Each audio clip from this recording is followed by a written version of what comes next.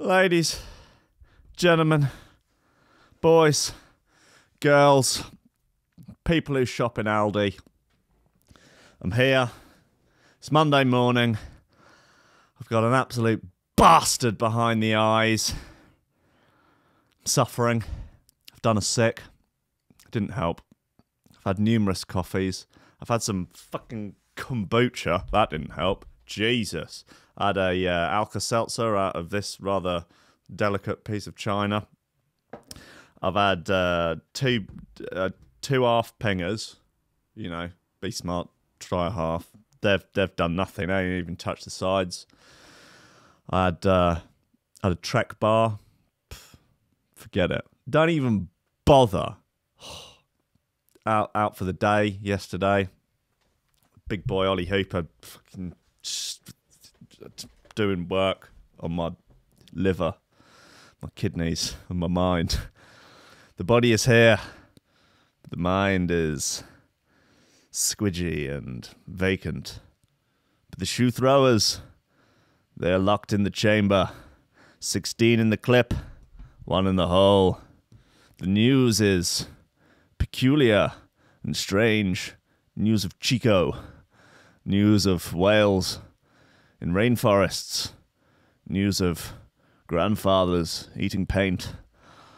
All sorts of news. Ladies and gentlemen, it's Monday morning.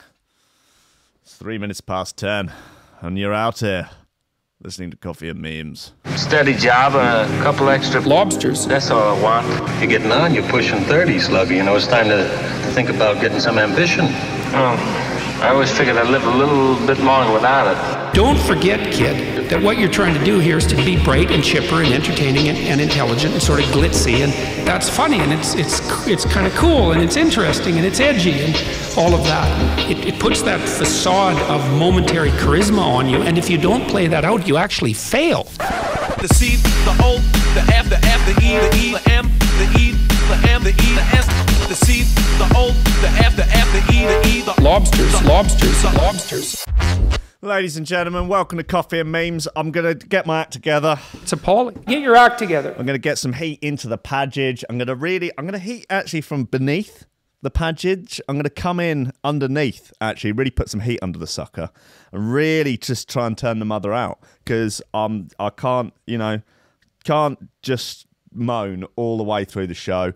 I mean, that said, if anyone knows a doctor, a local Peckham doctor, a nice local Jewish Peckham doctor who can come in and just, I don't know, give me some sort of medicine or apply some ointment to the offending areas, or, I don't know, massage some sort of lotion, potion into me, some sort of cure-all, maybe some of that chicken soup, maybe just something to fix the pain, man.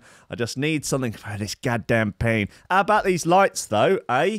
How about the lights? Look, behind, I can make them go different colours. That's, don't know, that's possibly for some sort of segment about stuff in hell. The green is... this sort of makes it look a bit like I'm in a vape bar or something, doesn't it? This is the sort of obnoxious lighting they'd have in one of those sinful establishments. That's probably the least offensive out of them all. Kind of light stuff up at the back. Bit fun, innit? 25 quid off Amazon. Can't argue with that. You know, I got that Patreon money rolling in now, you see. So you're going to start seeing some serious changes like that. Possibly a glitter ball. I'm going to be wearing a top hat, I think, and a fur coat. I could be like in Father Ted, those guys, a guy on a bike with the fur coat. Where's he getting the money from? I can't remember the rest of that episode. Listen, Christ. Okay, what have we got in terms of shoe throws today? Hello, everyone. Everyone in the chat. What's going on? Thanks for everyone enjoying the 100th episode last week. That was an absolute favy of mine. I'm very keen on the fact that it's got 69 likes on YouTube, so that's pretty decent. What are you talking about in the chat? Getting your chakras mucked out for 25 quid. It's not bad, is it? Cheer, 25 quid. Oh, what? People saying I got ripped off on the lights. 25 quid, not reasonable. Forget it, mate. Forget it. If anyone could do a better recommendation, then, you know, I'm all ears. Got New Magnitude, remixed by Galaxy. That's a nice bit. Void, Slingshot, Faction, spelt with a PH. Bit of fun, isn't it? Velocity, and MC Fats. Colt, spelled with a K. It's all going off. In terms of news, like we might as well just get straight into this. Is I couldn't believe it when I saw it. I was made up. This is like absolute, some of the most pure, unadulterated coffee and memes fodder. Chico claims he was touched by Princess Diana's ghost, who gave him natural Botox. Let's get him up. Hold on, I've got to bring the window in. Where's he gone? Go on, Chico. Go on, it's Chico time. You piece of shit. What's going on? Where are you? No, God, no, definitely not that. Hey, Chico! It's Chico time, all right. And he was touched by Princess Diana's ghost. I mean, I wouldn't turn it down. Right, let's get into this. The X Factor star has claimed he was visited by the spirit of the late princess shortly after her tragic death. So we're going back some years. You know, I don't know why he's come out with this now. Perhaps he's got bills to pay or something, I don't know. Chico was claimed he was touched by the spirit of Princess Diana, and she gave him natural Botox. The X Factor star, come on, you could do a roses are red. What the hell rhymes with Botox? Roses are red. Organic vegetables are low tox. Chico claims he was touched by Princess Diana's ghost, who gave him natural Botox. The X Factor star, famous for cheesy pop hits, It's Chico time, says that, or Zika time, depending on whether or not you listen to Ranking Radio, says that Diana appeared to him shortly after her tragic car crash death in 1997. Talking to Talk Radio, Chico recalled the craziest thing. I can't even remember Chico's voice. I guess it's just sort of like, I don't know, it's kind of generic foreign person voice, really, isn't it? I guess would be the somewhat problematic version of that. The craziest thing happened to him the day after Diana's death in Paris while he was driving along the motorway. The singer claimed he was touched by the spirit of... just do Georgie, I guess. Touched by the spirit of Princess Diana, and I like it. Driving the car, and that's... Oh, come at me. He said, I broke down crying uncontrollably and had to pull over. I've never cried like that as far as I can remember. Right, okay. Do you know what's crazy as well? And I don't know what it is, but you know people get Botox and that in their lips and that, well, it's happened to me naturally. In that trauma, my lips look like I'd had Botox, I swear on my life. I have never ever said that story, I swear. I have never ever said that story, I swear. He's been bottling it up since 1997 that he was touched by Princess Diana's ghost and gave him... Well, you don't put Botox in your lips, do you? I think you have sort of filler and stuff in your lips. The Botox more like, yeah. I feel like I could do something today. Do a shot in the arm. Do some of that, the young person's blood that you can get put in. I'll have some of that. And I'll have some blood of infants as well. The stuff that Skrillex is definitely not having in the mornings. Last year, Chico revealed he thought he was going to die alone in his car after suffering a full-on stroke behind the wheel. That's a self-diagnosis from Chico there. I don't think any medical professionals actually confirmed that he had a stroke. The reality star was driving from Bognor Regis to his North London home on a Saturday, September the 15th, when he lost control of his senses and blacked out shortly after pulling over. Well, well done for pulling over, mate, before doing the blackout. Just hours before the fitness fanatic had led holidaymakers through an energetic workout session at the seaside resort. Me angels were working overtime on that one, Chico told The Sun. Your angels were working overtime on that one. Okie dokie. Look at those rippling six-pack abs. And look at that belt buckle. Incredible. Look at those jeans. Jesus. Describing his terrifying ordeal in detail for the first time, he said, it's taken him over 20 years to come out with this. It's been bottling up. Don't bottle stuff up, mate. Come on, Chico. He said, my eyes were going into the back of my head, literally. I was in a bad way. I was far from okay. Jesus, it sounds like he was sort of possessed by the spirit of Princess Diana in a sort of exorcist moment. Like, either that or he's on dingers. It's possible, isn't it? I don't know. Yeah, maybe someone slipped him a slipped him a Mickey at the where was he? Bognor. He was at Butlins, wasn't he? He was at the holiday makers at the seaside resort in Bognor. It's Butlins. He says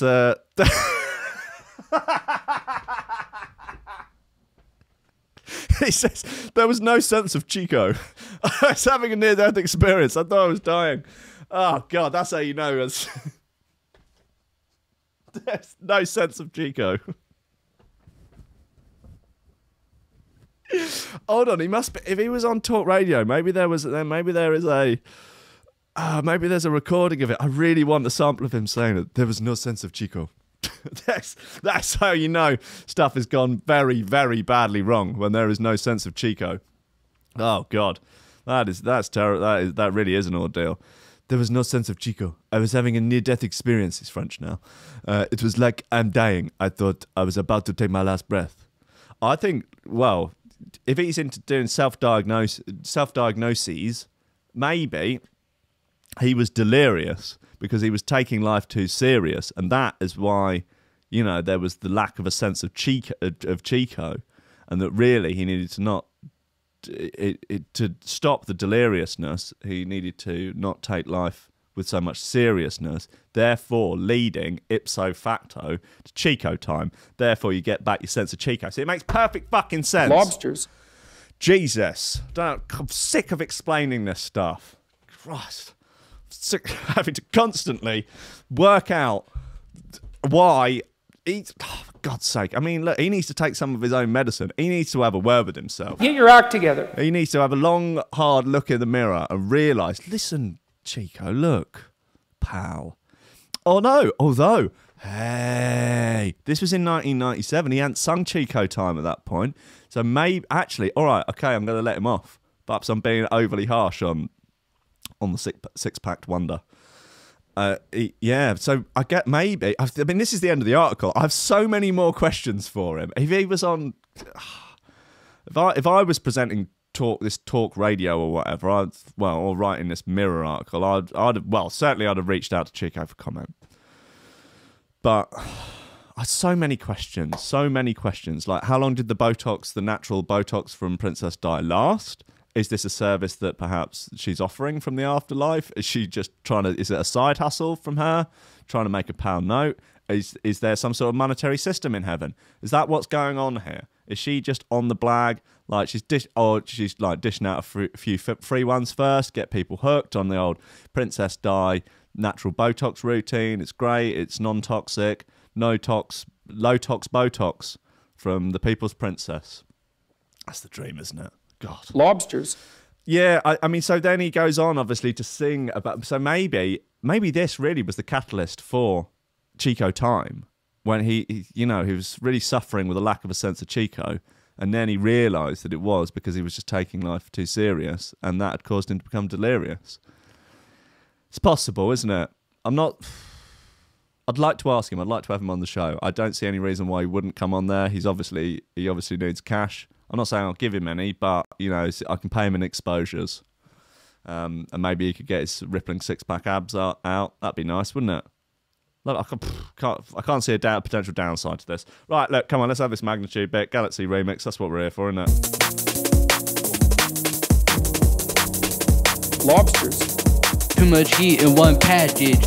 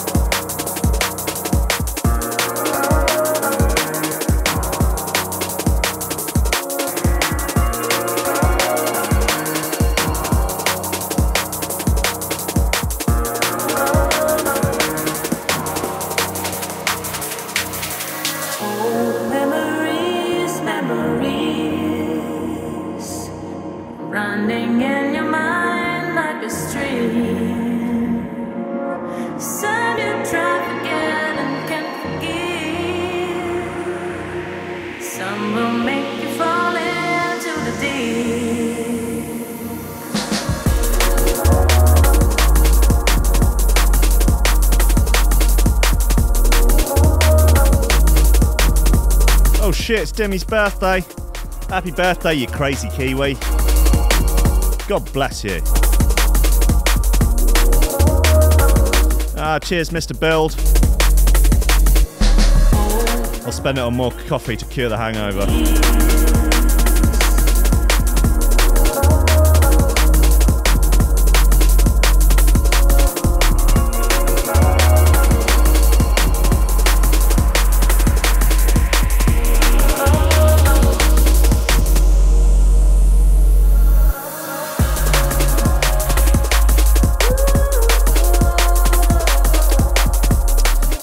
Lily mentioning when am I going to do Lobster Crew snapback hats? I presume he means by snapbacks you mean snapback hats. If enough people are after one, then I would very happily, as I know a good place. I don't really wear hats. They don't look good on my enormous, weird, spherical, peanut-shaped head.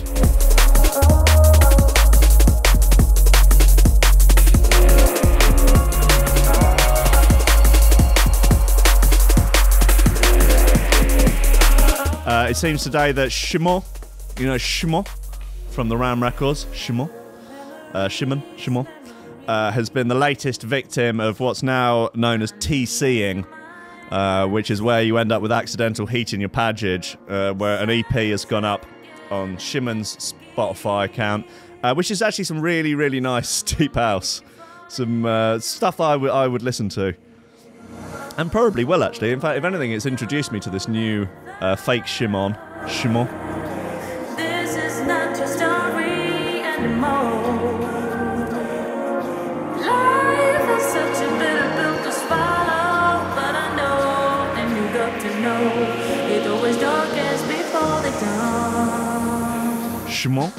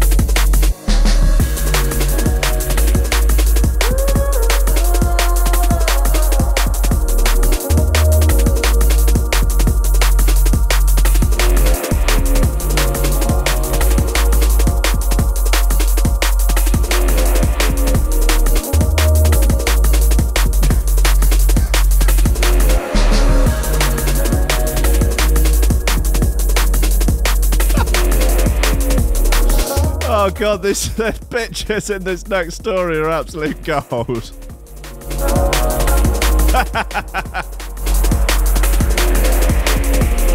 Oh, if you're listening on the podcast, I recommend you seek out this story in the Mirror.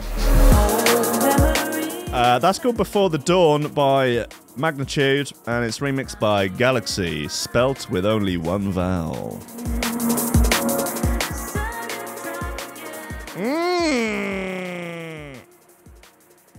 Oh no, no vowels. Why is not a vowel, is it? Fuck. I don't know what I'm talking about. God save me, baby Jesus.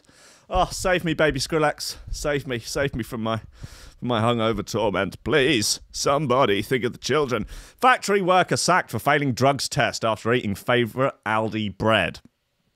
It's not about failing drug tests for bread. Because you're supposed to get that bread, aren't you? You're supposed to, you know, gain those grains, I guess, aren't you? Hustle for that. Yeah. Markin. Right,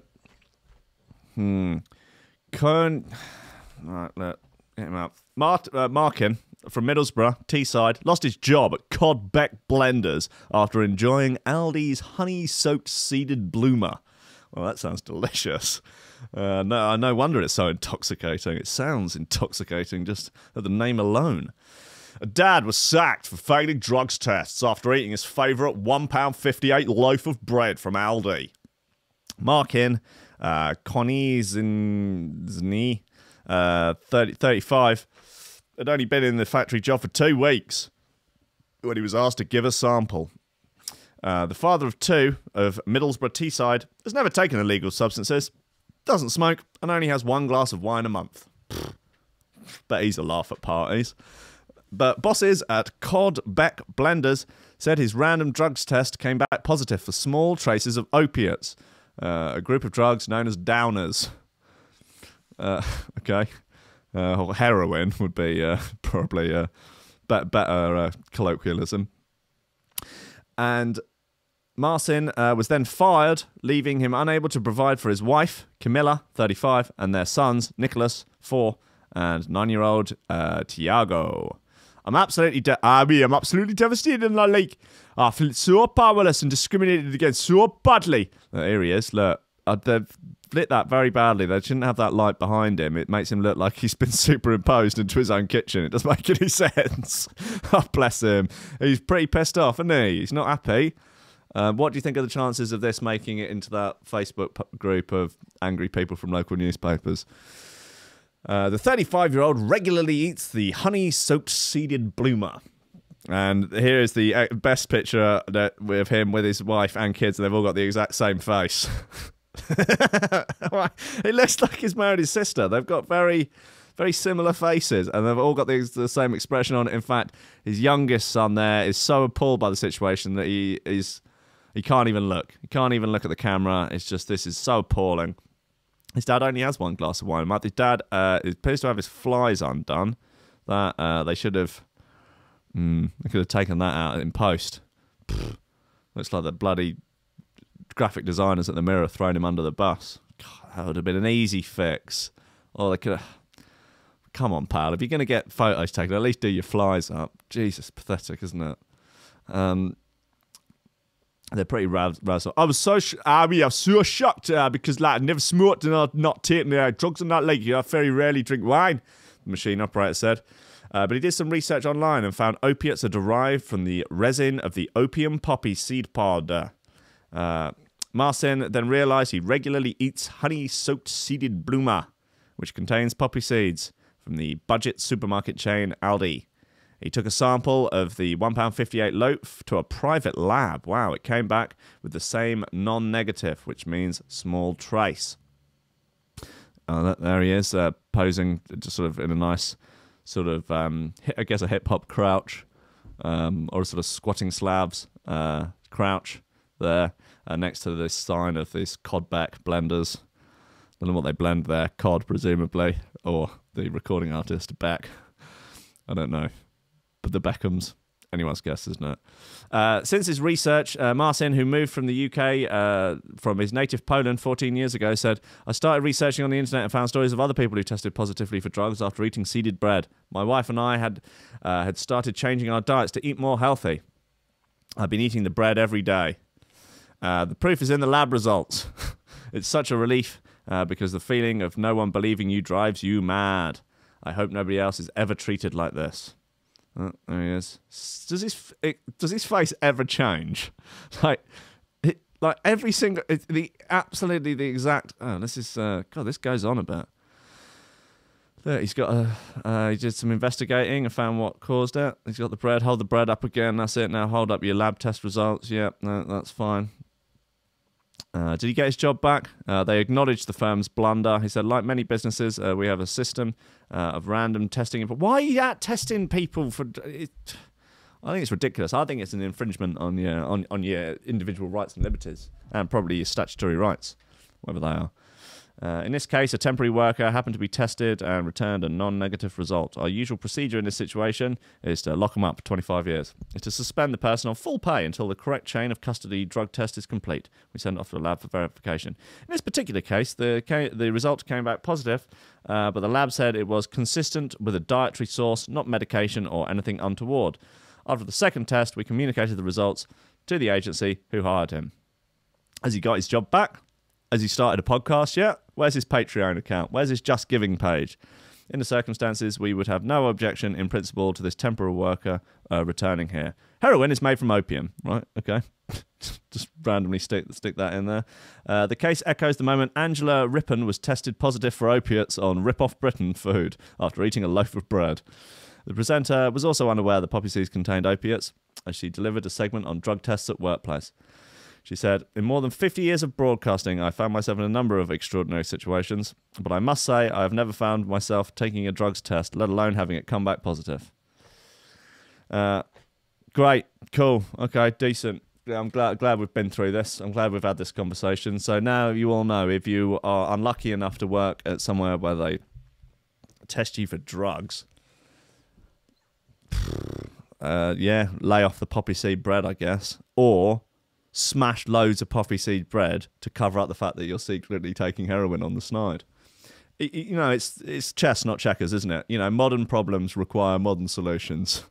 This is called Void. No, this is called Slingshot by Void. Void by Slingshot. Slingshot by Void. Slingshot by Void.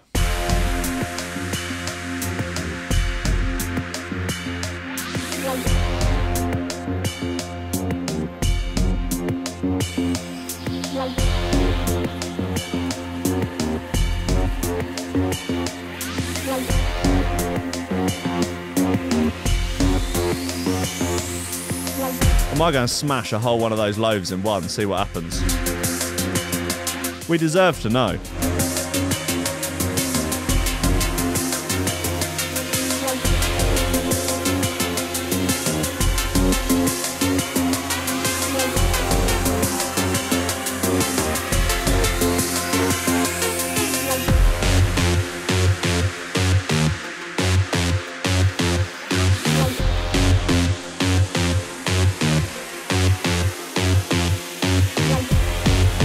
There's a discussion about those fizzy fermented pickles that are all the rage in Eastern Europe. That shit is wild.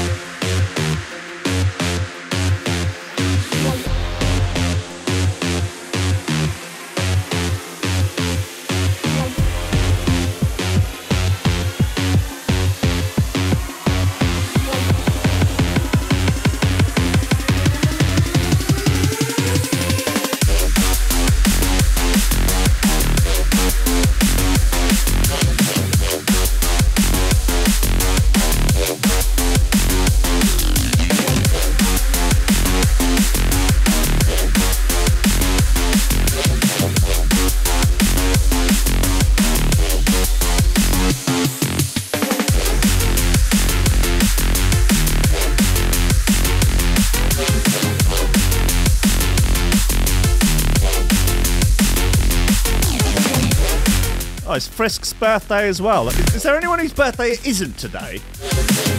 Jesus. Happy birthday. Christ. Yeah, that's Slingshot by Void. It's on Mayan Audio. Lovely stuff. Anyway, for you might have seen on the internet this weekend, bit of fun in that. Everyone from all across the political spectrum, from all walks of life, religious people, atheists, right-wingers, left-wingers, commies, Nazis, the whole spectrum of people all come together triumphantly to call Peter a bunch of cunts for slagging off Steve Irwin on his birthday. Oh, it was a beautiful sight to behold. It truly was. Literally... Like, just absolutely, it turns out that Steve Irwin was just unanimously loved by absolutely everyone, apart from people who work at PETA, the people for the ethical treatment of animals who regularly kill dogs and ruin people's lives. Was it them that took the guy to court? The wildlife photographer who the monkey had gone up to the camera and taken a selfie, and a very sort of famous picture. And then Peter decided that actually the monkey owned the picture, and therefore took the photographer to court and just sort of ruined his life for years. And they maybe even got a load of money out of him. It's completely ridiculous. They're really making sure that they focus on the real issues. Anyway, Peter slammed for pathetic and disrespectful Steve Irwin tweets. Steve Irwin was a uniquely passionate man, and his love of animals earned him legions of loving fans across the globe. As such, it's not surprising that fans are not best pleased that the people for the ethical treatment of animals, aka PETA, decided to take aim at the late Australian icon for what would have been his 57th birthday. Steve Irwin was a bad motherfucker. I love the video of him it's on some live TV show where the snake bites him in the neck, and he's just like, yeah, so, it's biting me in the neck now. We might have to stop for a second. I'll just have to get him up. Can you zoom in on it? Can you see? I can't quite. Can you show me? Yeah, it's such a badass. The crocodile hunter was killed by a stingray in 2006. I remember it. Tragic. And on Friday, Google paid homage to him, changing its doodle to an illustration of him holding a crocodile. Not the drug crocodile, but an actual croc. That is a charming. Look, that crocodile. He looks like he's having a bit of fun. He's munching on the L. That's very cute. You know, Steve Irwin's got his lovely blondie hair there, bouncing up and down in the way it always did. And it says, "Crikey, today's Google Doodle celebrates Steve Irwin, the legendary Australian wildlife advocate, TV personality whose bravery and passion opened the eyes of millions to the wonders of wildlife." Oh, lovely stuff. No, PETA are not happy about this. Fucking PETA. PETA evidently didn't think the tribute was deserved, arguing that it sent a dangerous message. They are absolutely out of their minds. PETA go on to tweet, hashtag Steve Irwin was killed while harassing a ray. He dangled his baby while feeding a crocodile and wrestled wild animals who were minding their own business. Don't insinuate that wild animals have business to mind. All wild animals are guilty until proven innocent. Wild animals are arseholes and they deserve to be wrestled to the ground and then let go. Today's Google Doodle sends a dangerous, fawning message. Wild animals are entitled to be left alone in their natural habitats. Well, I would say that I'm entitled to be left alone in my natural habitat of the internet. And you're coming at me, Peter, with your harassment of the ghost of Steve Irwin, trying to wrestle the ghost of Steve Irwin to the ground so you can have a look at his mouth, check out his big shiny teeth. And that is, in a sense, also harassing me, and I should be entitled to be left alone to my business of idly scrolling on the internet. Peter. And they go on, blah, blah, blah, blah, blah. And basically everyone, apart from clearly people who work at PETA, were just rinsing them out like hot flannels.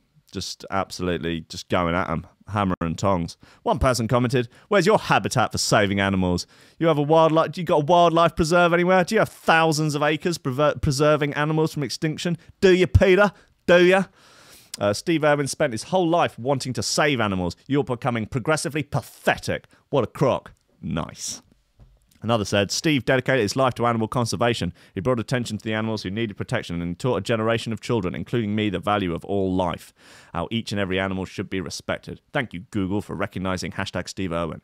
A third added, "Never mind what charity work he did for endangered animals, the funds he raised, animals he helped, and the people he educated. He was a brilliant person who did so much for so many people and animals. Peter, you are wrong to disrespect such a wonderful man." Yeah, then other people are going on about how many dogs Peter kill. They do like to kill dogs. They take aim at some weird shit, though. They started a whole campaign against bloody Games Workshop figures because some of like Space Marines had like fur and stuff. Just absolutely the mind boggles. Like, oh yeah, we've got to get rid of fur. It's like that one's got 2 heads. It's not a real animal. It's a model. It's not real fur. Like it's a model in a fantasy board game. It's like it doesn't. Are you going to have a go at like cruelty against animals in Disney films or something? Like I don't know, that thing out of Ice Age, trying to like, oh yeah, we saved the little mouse thing in Ice Age. It's not real. It's a cartoon character. Why is Deputy Dog so depressed? We need to get him some, I don't know, some SSRIs or something. It's a cartoon character, Peter. You're losing it. Seriously. You just... yeah, I don't know. I don't know anymore about this world. I think I'm going to save up for that ticket to Mars. It doesn't make any sense to me anymore. No, I'm going to go and live in Elion's libertarian wonderland on the red planet. And I'm going to look back. I'm going to look back at Peter, left on Earth, just, I don't know, taking aim at animals in, I don't know, songs. Maybe, can't think of any songs about animals right this second. But, don't know. Just laugh at them from Mars. Fuck them. Right, look. Mallocks. Mechanise. Get Hype Records. It's a naughty bit.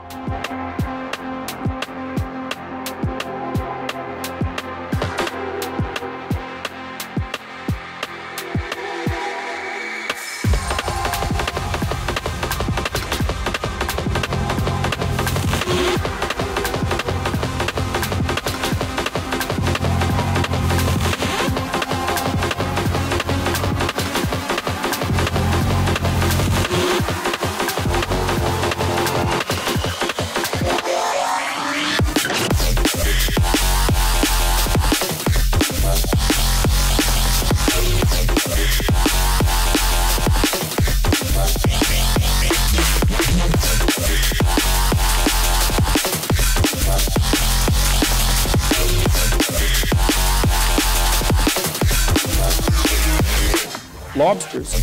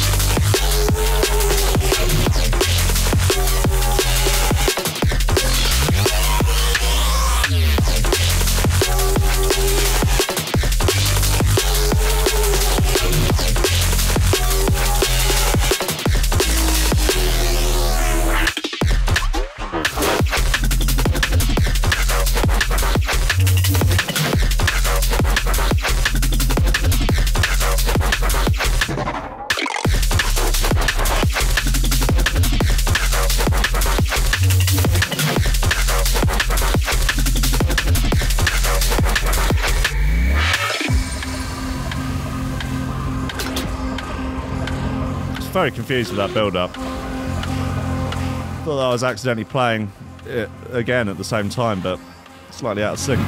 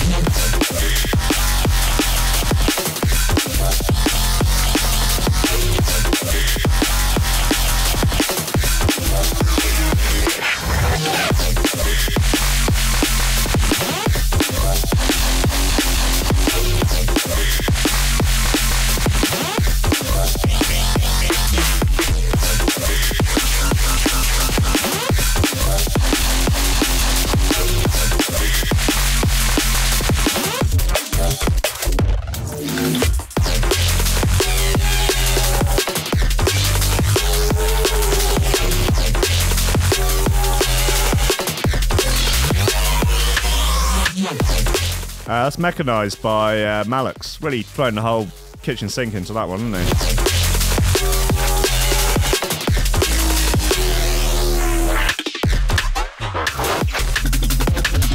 Just got a subgenre, kitchen sink neurofunk. Skill mechanised on Get Hype Records. No one can take that away from him, I'll tell you that. Dead humpback whale mysteriously turns up in the Amazon rainforest. Okay, so I've been suckered into this one by Lad Bible. As it turns out, the quote-unquote Amazon rainforest is actually 50 feet from the sea. There's a very misleading headline there from Tom Wood. You frankly should be ashamed of yourself. I can't say that I wouldn't have expected this sort of behaviour from you, Tom Wood. This is just the sort of thing I've come to expect from you in your quote-unquote journalism. Here's one for you. A dead humpback whale has turned up in the middle of the Amazon rainforest. A long way away from anywhere you would expect to find a whale. How bizarre is that? The 36-foot-long whale carcass was discovered well outside of its natural habitat, and nobody knows how it got there. Well, they have theories, but nothing concrete. The animal weighs 10 tons and was found in a woodland area of Brazil that is 50 feet from the sea. It's hardly the middle of the Amazon rainforest. Tom Wood, lying for profit. Lying for profit, Tom Wood. Fake news, motherfucker. Oh, I'm being too harsh. That is a bit naughty, though, isn't it? Middle, really? Middle of the Amazon rainforest, Tom Wood? Really? Come on. 50 feet? Yeah, what was it? A tiny... all right, I'll give it to you, middle of Amazon rainforest. If the Amazon rainforest has a circumference of no, not circumference, a... what do you call the length from one side to the other of a circle in the middle? It's not the circumference, it's the bit around the outside, isn't it? If it is a spherical... 100 spherical feet. Oh, help me out here, someone. Jesus, what do you call it? The distance, the length of the... If it's 100 foot long, if it's a circular... Fucking hell, man. I should drink less. I should drink less days of the week. I should drink less booze when I do drink. It's not doing me any favours. It's not cute, is it? The animal weighs 10 to... Yeah, we've done all right. Yeah, anyway. Okay, so it's not that far, but if you're a dead whale, you would struggle to get out of the sea at all, let alone into the woods. Oh, you think that you can... That'll just gloss over your lies at the beginning of the article, hey? Just going, oh, well, yeah, I mean, it's a long way for a dead whale. Well, yeah, it is a long way for a dead whale, but you didn't have to prefix it with middle of the Amazon rainforest. You shyster. Yeah, here it is. Yeah, well, look, there it is. It's a whale, all right, and it's definitely shouldn't be there. That's not where whales are supposed to be. What are you doing in there, man? Why did it all go wrong? Bless you, child. Something as... Who hurt you? Was it Tom Wood? Was it another Lad Bible journalist? Did you come adrift just because you couldn't deal with the fake news and provocative headlines of the Lad Bible? Who knows? The humpback was discovered last Friday on the island of Maroho at the mouth of the Amazon River. It was found at a place called Araruna Beach in the undergrowth. The best guess that scientists can come up with is that the whole creature was thrown out of the water and up into the woods by rough seas and high tides. Yep, that, I would imagine, is probably what happened, isn't it? I very much doubt that it flew up there, or rode a bicycle up there, or went up there on one of Elon's big rockets. It could happen, it's still unusual. Yeah, obviously it's unusual. I'm fucking fed up with Tom Wood. I tell you, Jesus Christ. It's thought that the animal is a 12-month-old calf, but so far we don't know how it died, let alone how it ended up in a mangrove.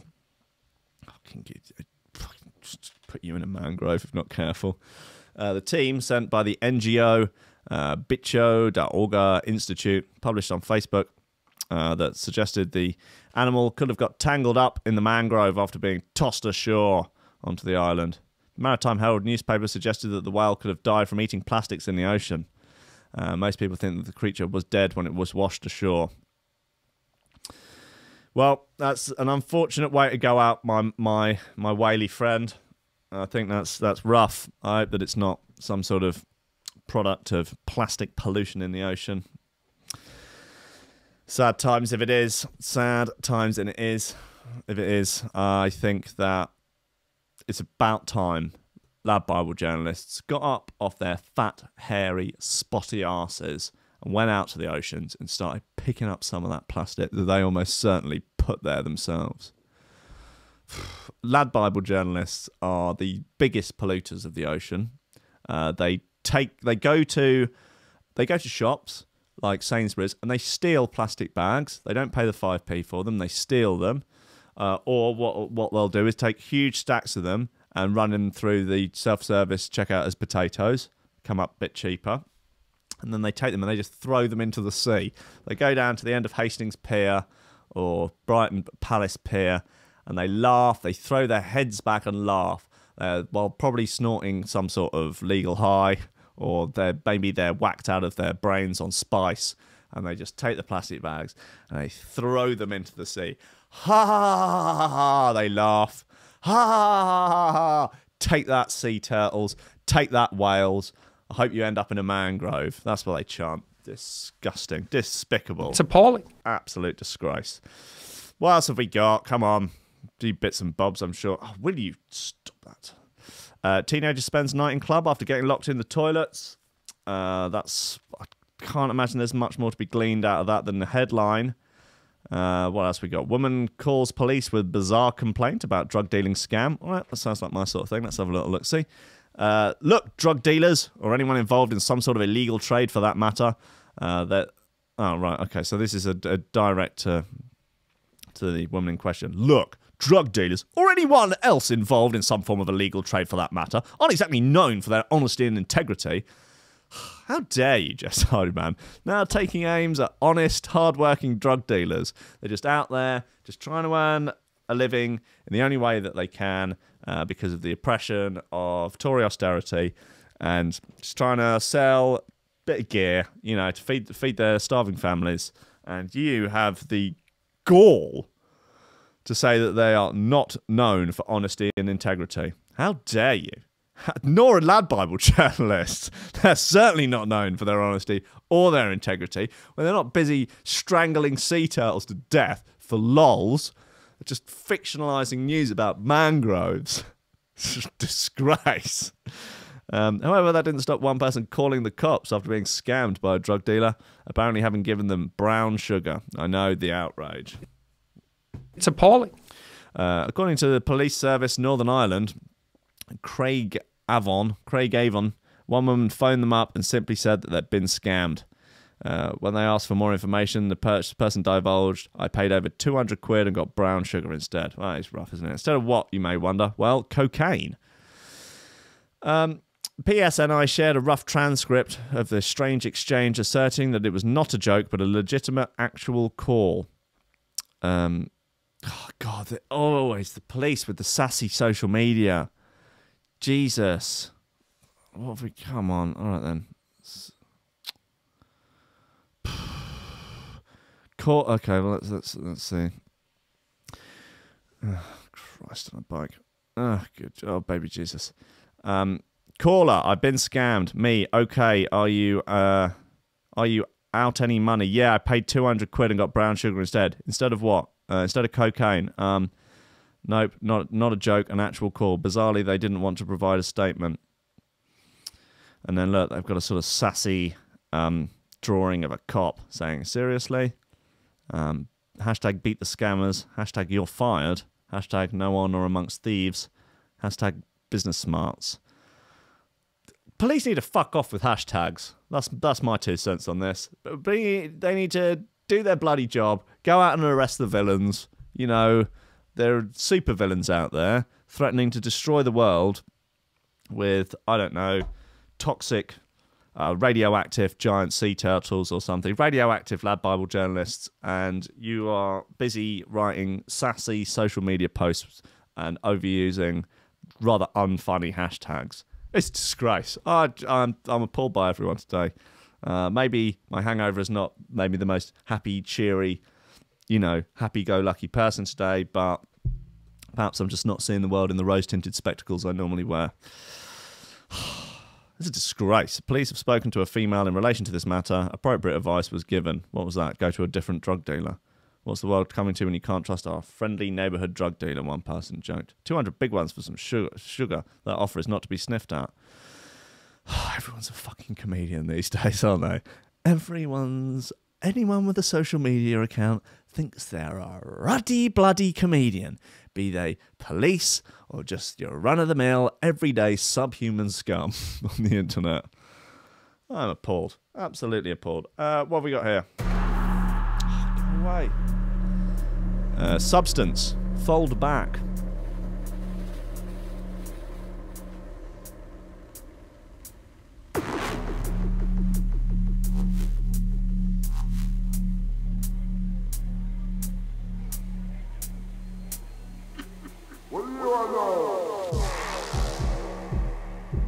Well, there's a theory that maybe dolphins had some sort of shoe thrower underwater and there weren't any shoes to throw because they don't have feet, so they threw a whale. Yeah, certainly possible, isn't it?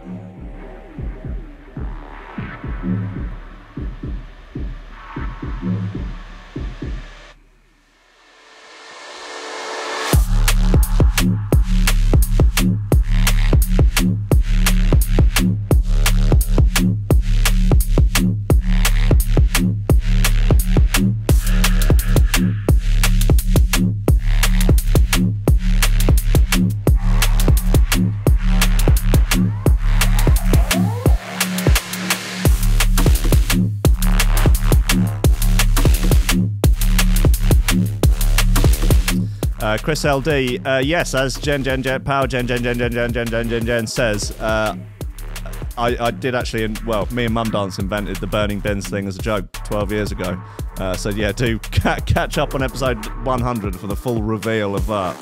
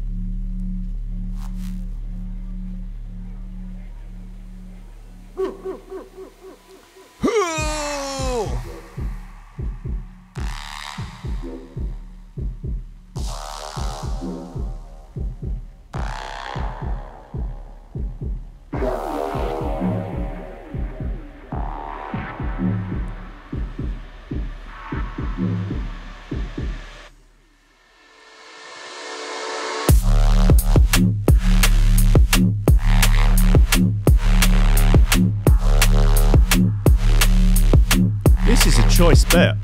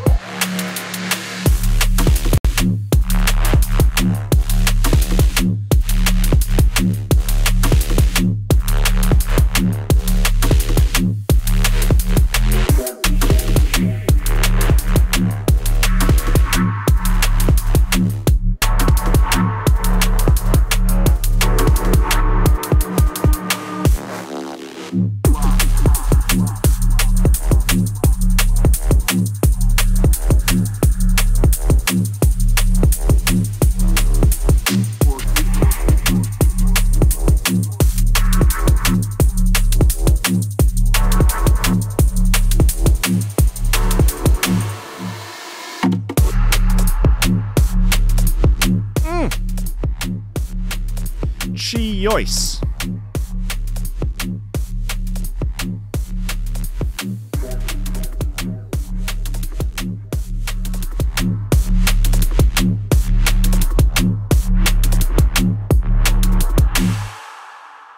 Yeah, that is Foldback by Substance. That is really nice. I'm into it. Not the sort of thing I play out, but I thoroughly enjoyed all 5 minutes of listening to that. So, you know, what are you going to do? Right, listen, guys. Thanks for tuning in. Oh, I feel better than I did at the start of the show. Snips, you've been no help whatsoever, but that's not unusual. Sit there in your bloody... on your... I might get him a little velvet cushion. I feel like he needs some accessories. Like, I think a little crown would be cute. If anyone wants to make Snips any accessories, I don't know, like some nice gold rings or something for his claws, a little crown would be nice, and a sort of one of those sort of capes that kings wear. A little scepter would be really nice. A little crown. We'll get him a little velvet cushion, or maybe some sort of little throne that he could sit on. Be nice, wouldn't it? Wouldn't it, Snips? Oi! Talking to you. Prick. It's the end of the show. Thanks for tuning in, guys. I appreciate it enormously. I was thinking about you over the weekend, and on that Friday that I couldn't do the show. I think you lot are all right. You're all right by me. You know, there's a lot of fuckwits out in this world, but not you lot. You lot are all right. You know, you lot pretty damn decent. You know. Just leaves me time. Shout out the VIP list. This is a list of bad motherfuckers that are helping to keep this crazy train on track. This wild ride. Keep it going. Keep the wheels greased. Is that right? Do you grease wheels? Probably. I don't know. Keep the lovers lubricated. You know, so you can really, you know, with purchase, but not too much purchase. These are people that are donating on the Patreon for $10 a month or more. If you want your name on this list, read out at the end of every show, just head on over to good old Patreon and support for $10 a month or more. And you can find that link in the Support the Station page on the website, threshold.fm, or there'll be a link in your podcast description if you're listening on the podcast, or there will be a link on the YouTube video if you're watching now. That's Oliver Hooper. Nicholas... Oliver Hooper. He's a good boy, but he's a menace. Oh, he'll get wets down you, or he'll get booze into you. He's a dangerous man. Oliver Hooper, Nicholas Goncalves, Tom Ryan, Reece Mosson, Squidgy Beats Parsons, Pauly Hutton, Ciarán R, Michael Kedzierski, Dave Tomkins, Matthieu Tomkins, Dave Long, Joel Potter, Colm Murphy, Sam Howard, Tony J, Richard Patterson, Jack Murphy, Tom Camm, Stephen Harris, Matthieu Boulard, Zara Pickle, Jeroen Van Thunderbutt, Mike Pye, Anthony Walker, Lily Unsub, Richard Franks, Thomas Hall, Chode Ryder, Andrew Heichelbech, John Finison, the BDR Crew, Peter Blatchford, Austin Grief, Cooper, Gennady Lightfield, Ryan Glaser, James Parry, Dave Thompson, Hendo Bartendo, Lady Squiffington, Liam the Menace Underwood, Dan fucking Morris, a guy with no STDs, Justin Mercer, Ames MC, Josh Williams, Rob Humphreys, Shibby T, Coco Shiva, Dan Eltham, Taran Wilmore, and someone claiming that Dark Psy is better than drum and bass.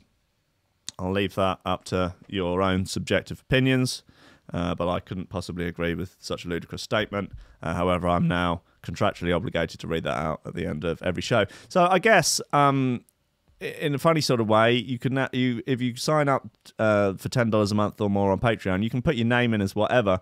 So I guess you really can put it as whatever, and I will read it out as long as it's not illegal, I guess. So, you know, there's a new reason to rather than just to support the station, to make me say something absurd every day. Not that I don't say absurd stuff enough already. You can just add your own little flair, your own little flavour of absurdity to the end of the show. So that's a bit fun, isn't it? And for the cost of, what's $10 in pounds? Like £7. That's like, what, 3 cups of coffee? You know, for the cost of 3 cups of coffee, you can make Uncle Rankin say even more utter bollocks 5 days a week. Every 5 days a week, I'll spout nonsense for cash. So yeah, make of that what you will. And I will see you tomorrow morning at 10 a.m.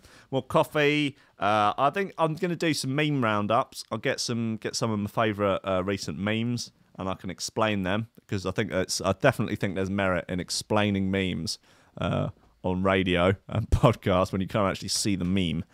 But like, you know, blind people never seen memes.